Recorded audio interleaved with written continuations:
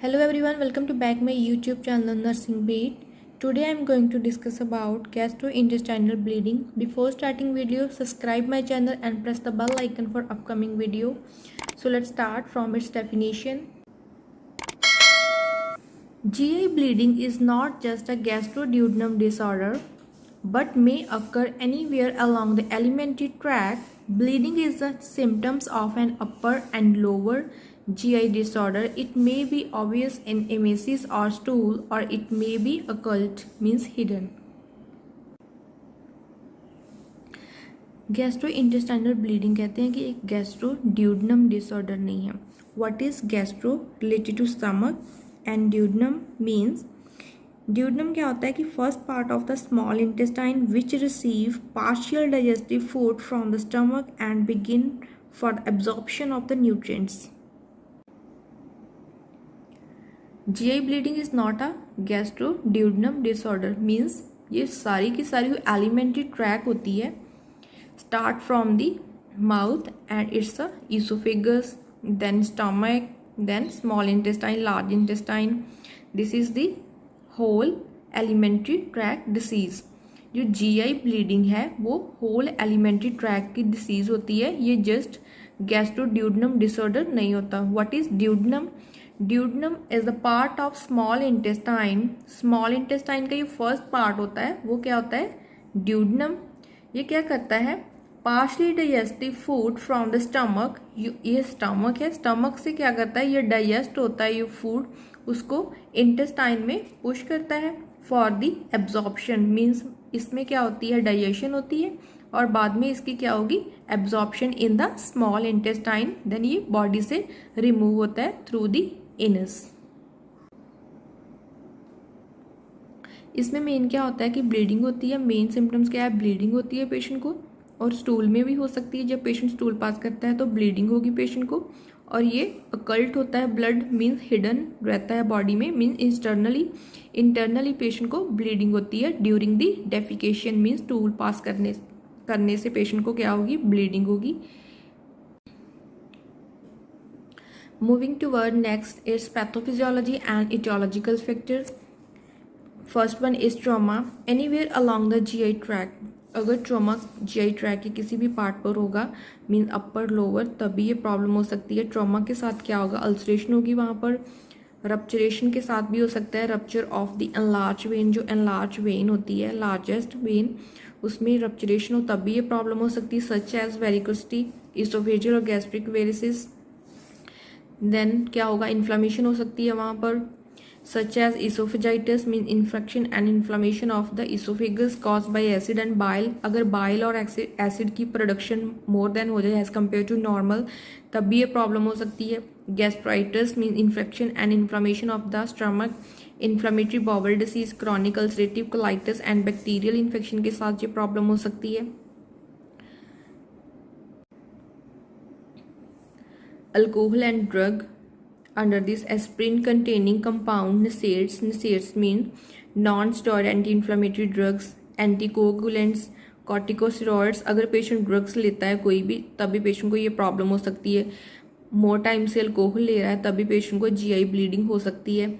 Diverticulum disease.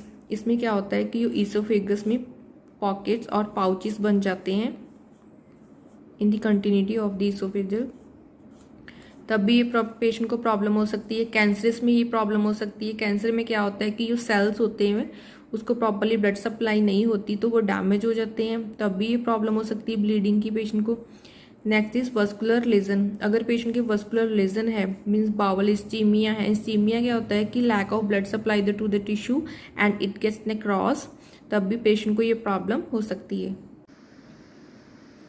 Next one is Mallory Weiss tear. Means non-penetrating mucosal tear at the gastroesophageal junction caused by increased pressure from the vomiting. Next last is anal disorder. अगर patient को anal disorder है, means hemorrhagic condition है, Fisher है.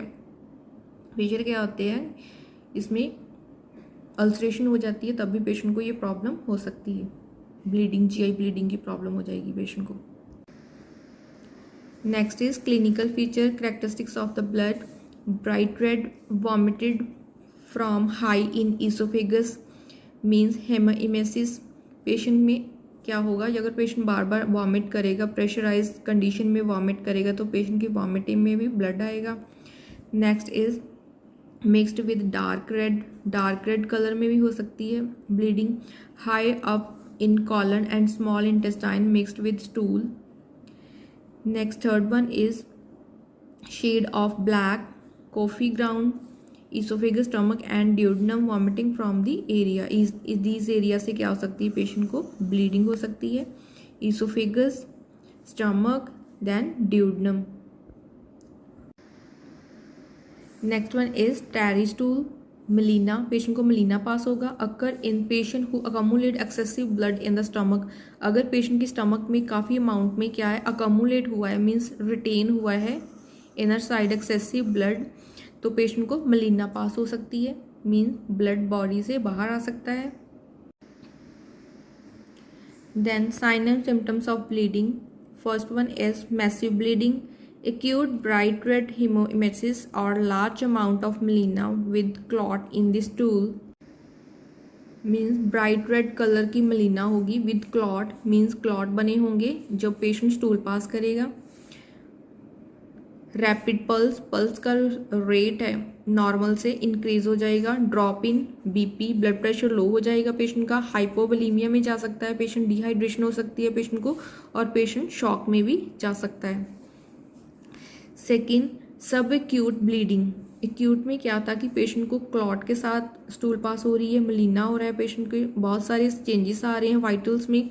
सब acute bleeding में क्या होगा, intermittent मलीना होगा, उसमें क्या है कि कंटिन्यूसली मलीना होता है, इसमें इंटरमिटेंट होगा, मीन्स कभी पेशेंट को ब्लीडिंग होगी कभी नहीं होगी, मीन्स प्रेजेंट एब्सेंट में ब्लीडिंग होगी।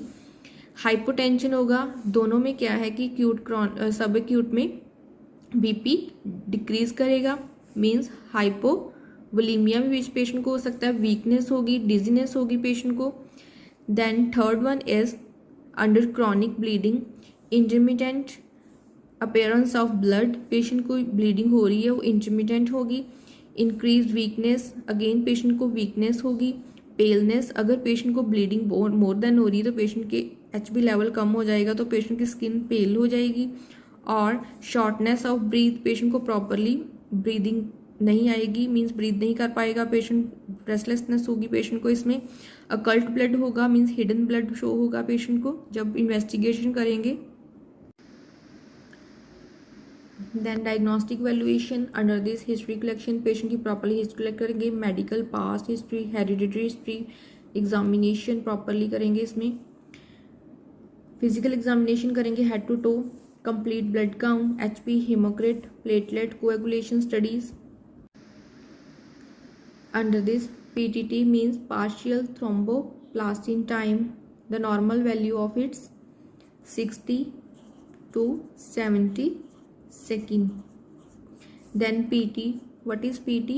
Prothrombin time, the normal value is 11 to 13.5 second. Then INR, what is INR? International Normalized Ratio.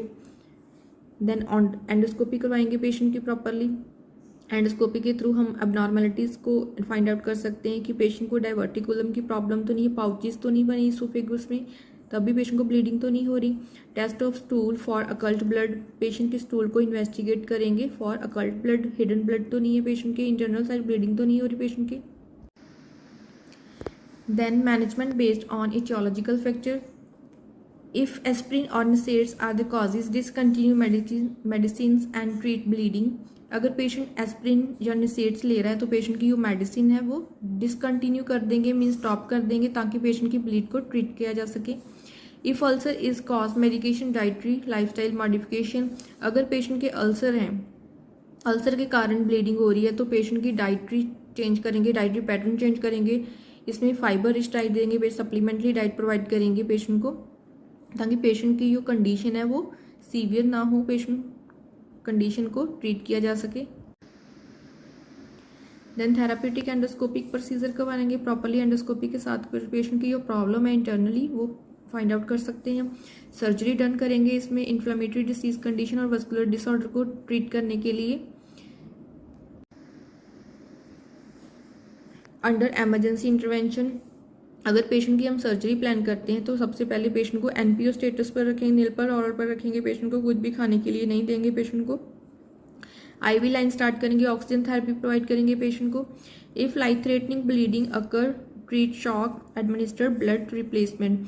अगर पेशेंट की कंडीशन बहुत ज़्यादा सीवियर हो गई है तो पेशेंट की ब्लीडिंग को स्टॉप करने के लिए हम ब्लड रिप्लेसमेंट करवा सकते हैं, ब्लड ट्रांसफ्यूजन करवाएंगे पेशेंट की।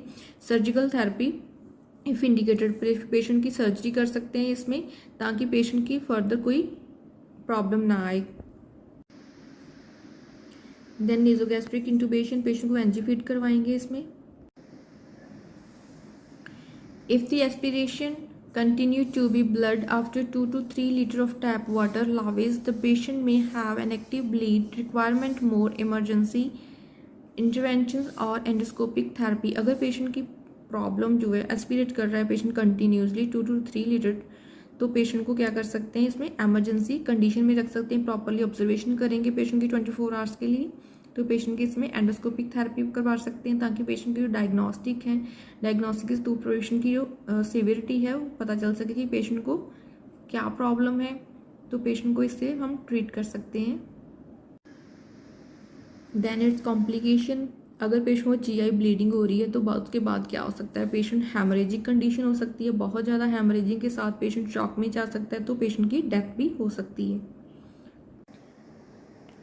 So guys, it's all about my topic. Today I discussed about GI bleeding, means gastrointestinal bleeding, its definition, pathophysiology, etiological factor, sign and symptoms, medical management, surgical management, and its complication. So I hope you understood my topic.